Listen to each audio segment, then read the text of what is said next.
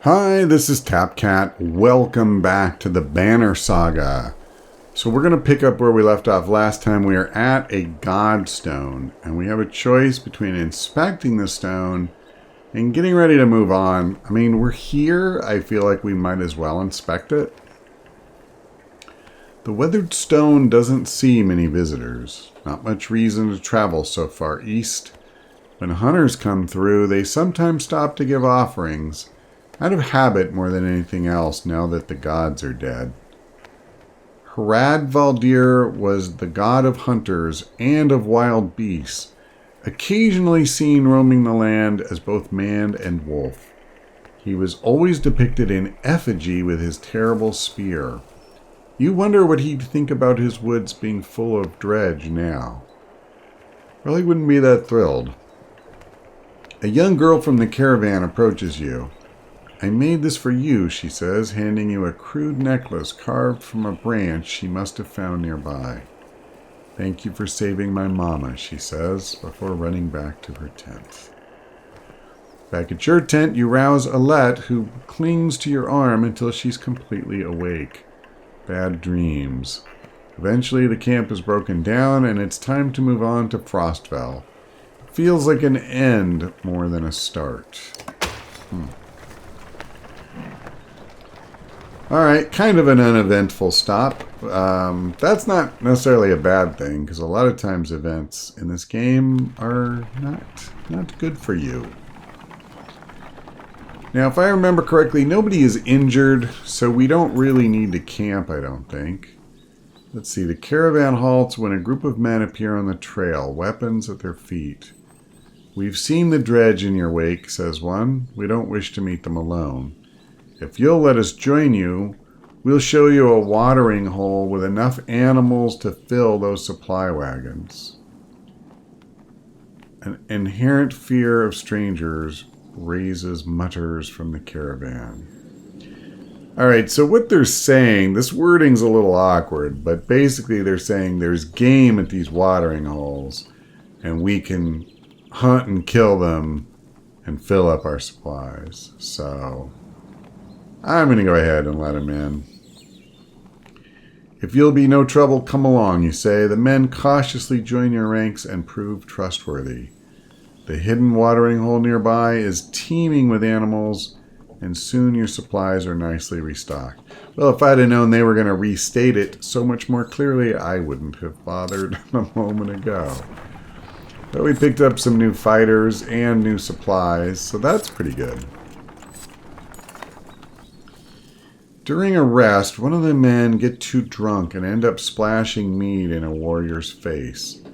A brawl erupts, many thrown fists and a broken bone later. The instigator, we'll call him Raph, is tossed on the ground. At your feet, angry clansmen looking for satisfaction. His personal defense is little more than drooling mumbles. We're going to tie him up until he dries out. A few onlookers throw scraps at him, but most just walk away with a laugh, at least content that some measure has been taken. Yeah, one thing I remember about this game is, like, you can't really be lax, and that tends to not work out very well. The caravan is visibly relieved to find a small village on the way to Frostfell, with beds and fresh supplies. The locals here are shocked by the news you bring and discuss it amongst themselves while you set up nearby. So we can rest or we can leave and we can talk to one person. I'm more than happy to do that. Right, I thought I recognized him. So we ask Egil how his arm is. We find him outside camp practicing his sword swings. I saw you taking some hard hits out there. Oh yeah, I'm great. Well, not great considering everything that's... I'm fine. My arm's fine. It's a strong shield. It's Rook, right? I know we haven't talked much before now. But if you want, just call me Gil. Okay, Gil. That's easier for me to pronounce, if I'm honest. I wanted to let you know that I meant what I said before about making sure nothing happens to Alette. You're protective of Alette, huh? Well, I don't want her to get hurt. You can see his cheeks turn bright red. Don't worry, she can take care of herself too. I know, I didn't mean easy, Gil. I know what you meant. I've never seen a shield like that before. Yeah, I doubt there's many. My father made this. It's solid metal, really heavy. But I've been practicing with it since I was a kid. I used to spend a lot of time just getting used to lifting it. He raises it up to show us. I'm pretty good with it now. It's the only thing of my father's I have left. Then when my mother died, she gave it to me before she passed. Ivor seems to think you're pretty good. Did he say that? That's good. I'm trying. Never had to fight anything like Dredge before, but I don't have much else to do, and how many people get to train with a Varl? Just seems like I could be a help to someone. That's what I want to be. Well, I'm heading back to camp. Stay strong, Gil. Yeah, I will. Oh, and if you need something, let me know. I can do anything you need. Between you and Ivor, we're going to be okay. I can tell. Well, if everybody was as optimistic and helpful as Gil, we would have no problems whatsoever. Okay, so let's do this. Let's go to the market and see if there's anything here we particularly would want. Okay. You know, it's funny. I can't remember if it was last time or the time before I was saying, I don't know what the will does. I realized later, of course, it gives you back willpower that you used. +1 armor on rest. I don't rest that often in combat. Oh my gosh, +2 armor. -2 on drawing aggro. That's really kind of interesting. I don't really want to pay 6 for an item, but it would be interesting for somebody like a Warhawk, you know, that you count on to do a damage a lot, and their armor isn't that great. The problem is I don't know how much effect -2 would have. I want to get up to 15 days food. There we go. And that used up most of my renown, unfortunately. So let's go to heroes, because I may be able to promote somebody. And promotions, no, nobody. Wow, okay. Promotions can really make a big difference in your, combat readiness. We don't need to rest, so I think we're ready to leave. All right.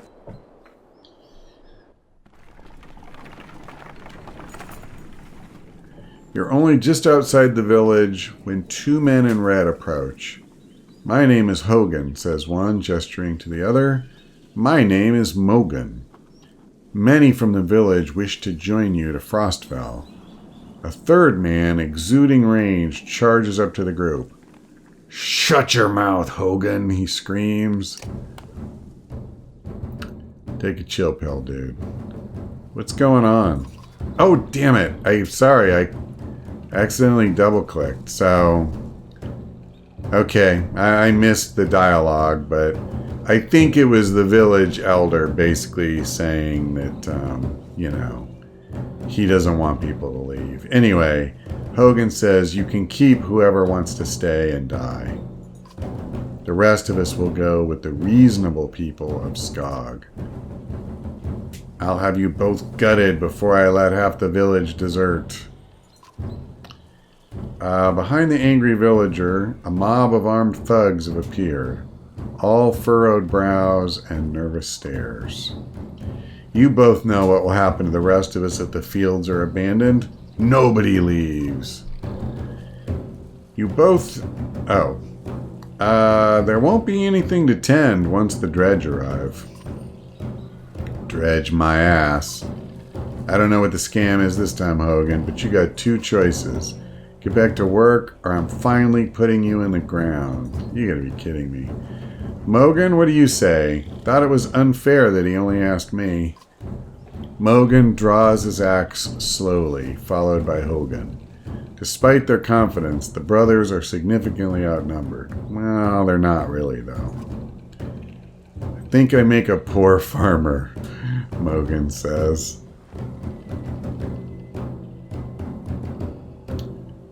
Ivor, let's make this a fair fight. There's no way I'm letting these guys murder these two guys because they don't want to stay and get killed by Dredge. That's the stupidest thing ever. Ivor steps forward. The thugs hesitate. As you pull your axe, you notice that Alette is nowhere to be seen. Alright, so we'll put these guys in the group. I mean, why wouldn't I? But it probably makes more sense to have them go before the archers, I think. What does this thing do?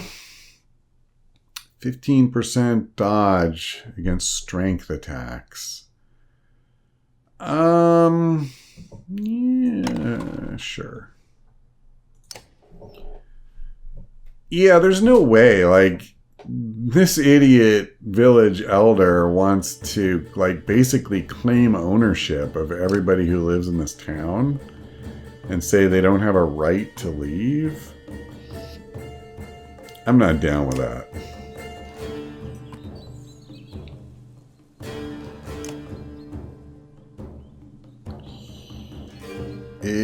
Wow, this is awkward. I mean, I'm definitely going all in. We're going to try and take these idiots out first. So let's see. I could do 4 damage. What's his strength? Come on, man.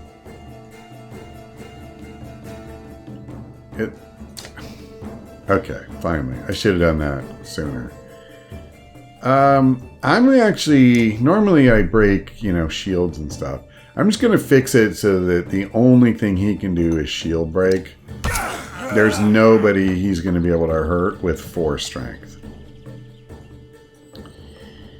And then I'm going to just put him in position to do something next turn, I guess. Sure. Yeah, that's a good shield break, though. I mean, not for me, for them.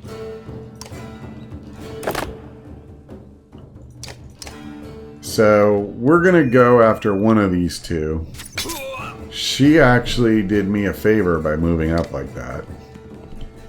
Because now, I can go to work on her. So, I did a pretty good job on her armor. So, I'm pretty confident we can kill at least 2 of these guys before those other idiots get to us. Here. Oh, she won't die. That's alright. She ain't gonna do much. Alright, so that kind of sucked. Can't get next to anybody, so I can't use mark prey, but I can kill this guy, and I feel pretty good about that. Although that probably means they won't get an attack this turn. Alright, do I want to go for him? I don't think I do. I think I'd much rather wreck her armor. Oh crap. I wish I hadn't used that. I should have used a regular attack. That was stupid. I think she attacked. I was like, what just hit her?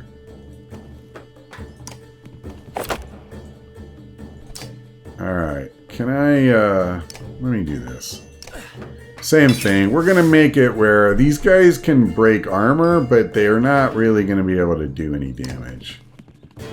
So, you know, what difference does it make if you break the armor?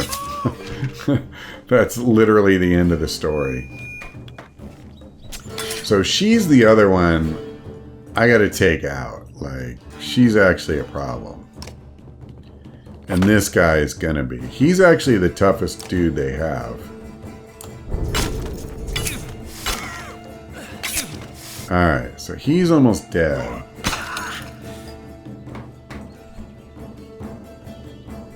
Alright, I gotta move as far forward as I can. What kind of damage can I do? None, basically. Yeah, I left her alone for too long.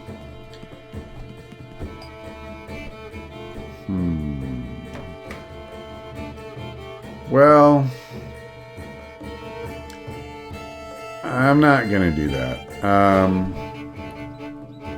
Let's move back. And I'm just gonna kill this idiot. So that leaves them with just one melee fighter now. We're getting very... Oh, doggone it. Now she's gonna be injured. I was trying to avoid that. I should have moved her back, actually. I was just one move away from clearing the thing, too, to get to pillage. Getting down to the last one. Oh, well. That's alright. We're doing okay. I'm not going to complain. Alright. He's still going to have a decent amount of armor.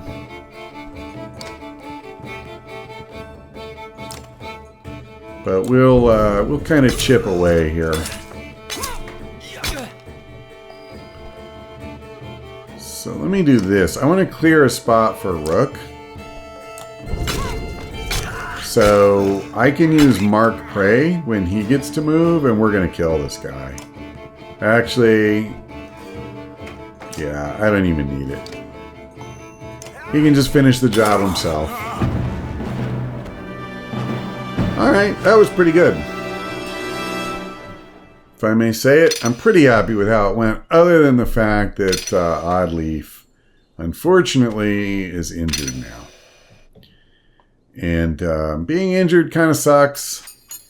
You have to waste, days resting to get them better if you want it to happen soon. And then, you're using supplies the whole time. I only have 15 days supplies, so if you rest for anywhere from 3 to 6 days, that's kind of rough. At any rate, the brothers thank us with wide grins. Soon, many of the villagers have joined your caravan. You scan around anxiously for Alette, who had gone missing when the fighting began. Eventually, you find her watching from afar. Hogan returns at that moment, introducing you to his son and wife, and you soon set out again. So we picked up a bunch of clansmen and some fighters, some renown, some supplies.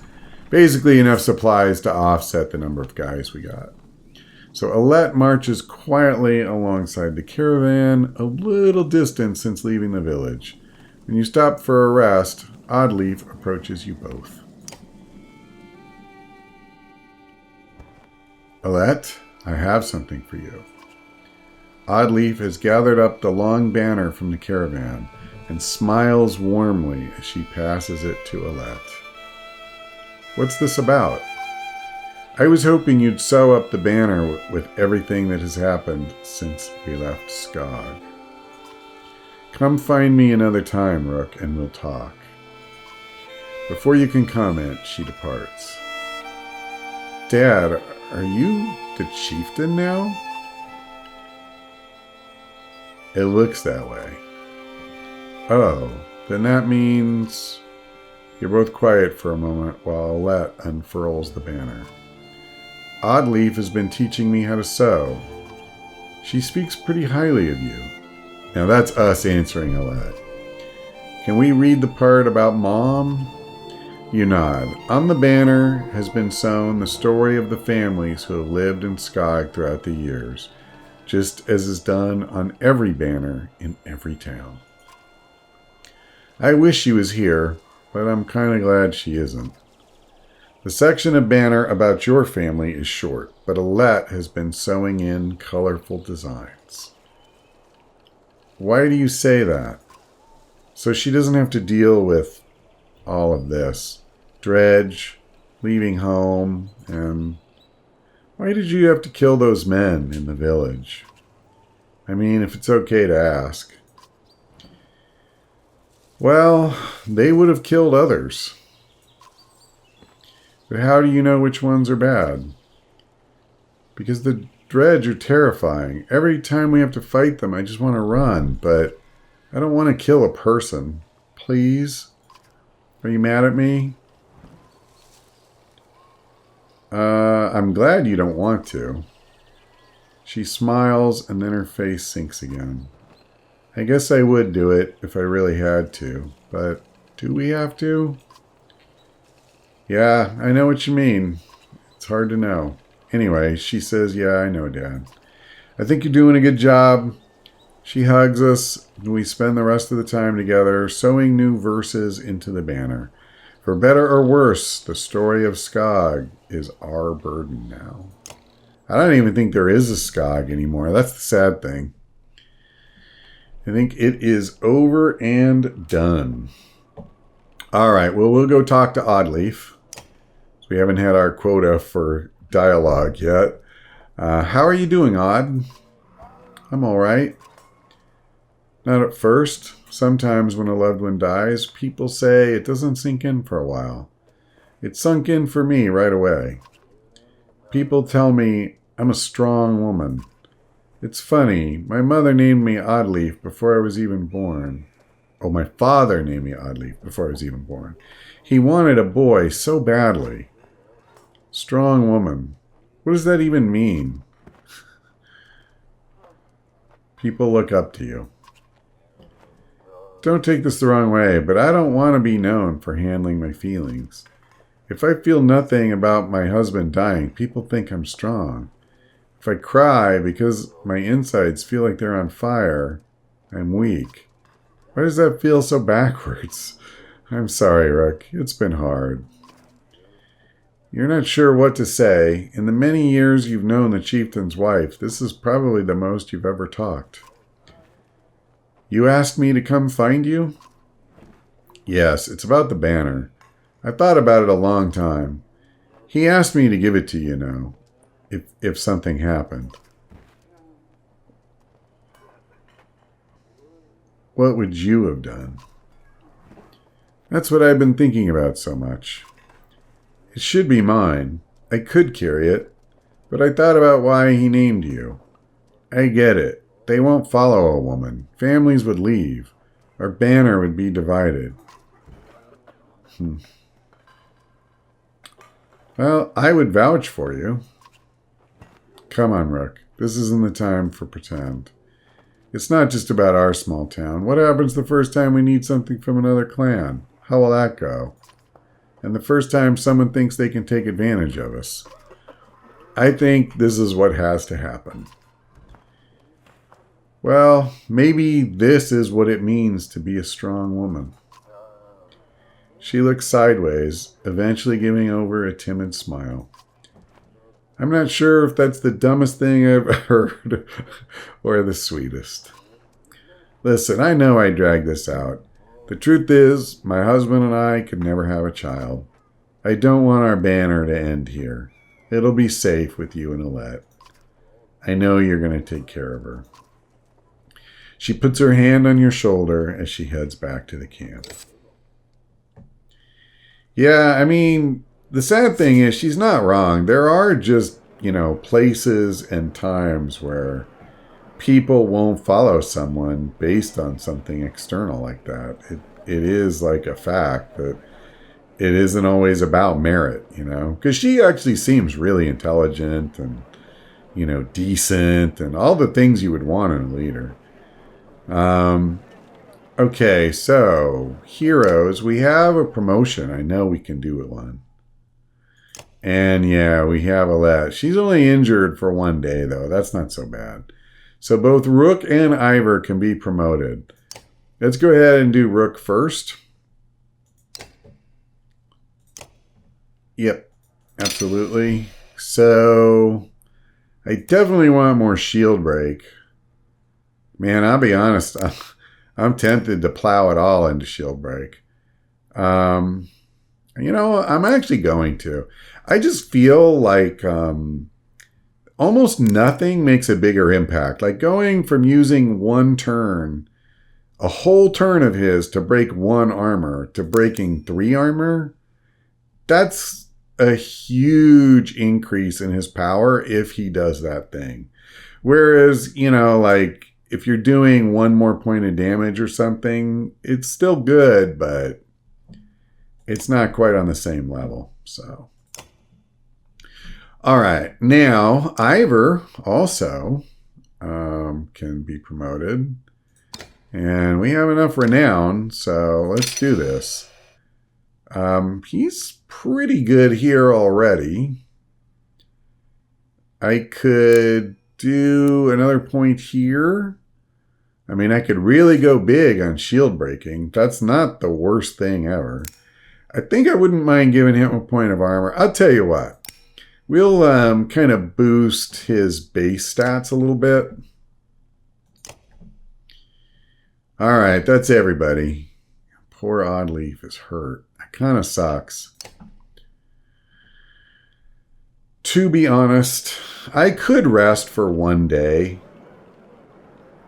I don't know the next time we're going to have to fight. So knowing, that she'll just be fine and we're at full strength. I mean, she's not great, but if I can get her promoted a couple times, it does help. All right, let's go. I'd like to get in some combat before we finish. Maybe I should have gone into the training tent. I don't know. That might not have been a terrible idea. At a small split in the trail, a few fighters stopped to speak with you, each carrying a single pack. We recognize this place, one man says. Spent several years here with some kin. If they're still around, we have to warn them of what's coming. With luck, we'll find you again in less than a week. Alright, I'm actually going to see them off with some supplies. Because I just think that's the decent thing to do. If that's all you're taking, you may never make it, you say. Grabbing a few items from a supply wagon, you strap the additional provisions to their backs. Search for family instead of food, you say with a smile. The men clasp wrists with you before departing. I don't want to be anything like that idiot village leader who thinks he can hold people in bondage, basically. So, I am going to need to buy more supplies, but complaints of Raph's excessive drinking have resurfaced. This time, the man stumbled over some tent ropes, pulled the snagged canvas through a campfire, nearly setting a supply wagon aflame. Clansmen put the fire on both the wagon and Raph's leg out before bringing him to you. Alright, well, it's time to get serious. You're considering your option when Oddleaf appears out of nowhere and doubles him over with a gut shot. Endanger everyone again and you'll get more than a cracked rib, she shouts, leaving in a huff. The others go back to their business, satisfied with the outcome. Raph's having kind of a rough trip, but the problem is, he ain't getting drunk and leaving people alone. He's causing issues. Dredge, shouts a man from the back of the caravan. It's Raph, the unabashed drunk, staggering toward you. Looking not entirely sober, he screams again, pointing to trees in the distance. Fear races through the caravan as fighters pull their weapons. Scouts return with no sightings, and furious men surround Raph. He's done. The man's meager belongings and some food are thrown in a pile as everyone moves on. He's tied loosely to a tree. You expect he'll break his bonds eventually once he sobers up. Please, I swear, he pleads to your back, finally realizing his plight. Whether his dredge were imagined or not, you don't expect to see him again.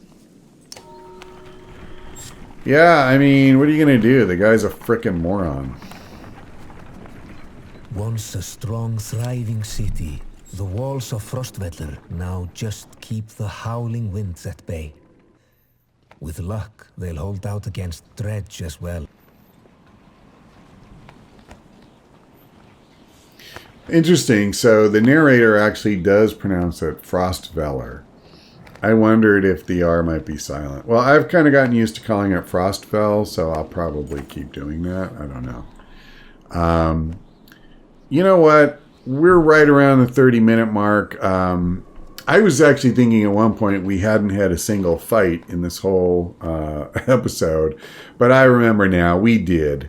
So I think what I'm going to do is I'm going to go ahead and leave it here because I'm pretty sure that from here there's, like more dialogue, more talk, and finally we'll reach a point where there's another fight. But, I don't really want to start like a whole other long dialogue sequence right now. But that is, as I've said before, that is kind of the nature of the game. It's definitely got a lot of story. Personally, I find it to be an interesting story and a good one. I mean, like, God, I almost got choked up earlier when we were going through the conversation with Oddleaf and some of the things she said. But that's just me. I'm an old softy, I guess. At any rate, I'm going to go ahead and leave it here for now. Thanks for watching. I hope we see you next time.